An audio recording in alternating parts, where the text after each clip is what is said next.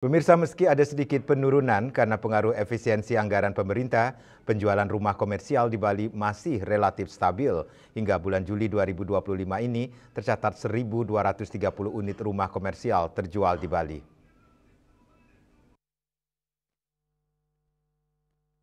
Penjualan rumah komersil di Bali relatif masih sangat bagus, meski ada penurunan sedikit akibat pengaruh dari harga tanah, pajak ekspor yang besar dari Amerika Serikat, dan efisiensi dari pemerintah.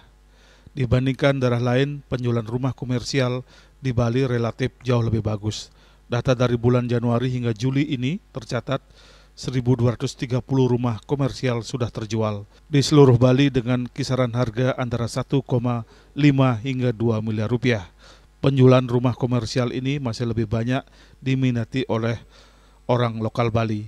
Berbeda halnya dengan villa yang lebih diminati orang luar Bali ataupun luar negeri.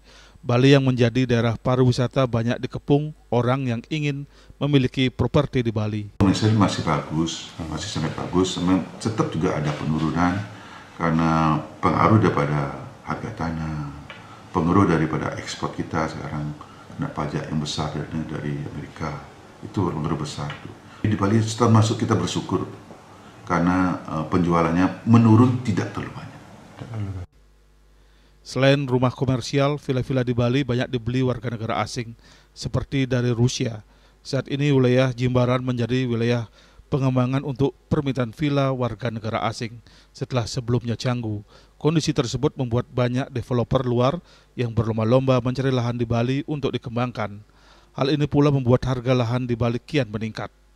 Yana, Bali TV.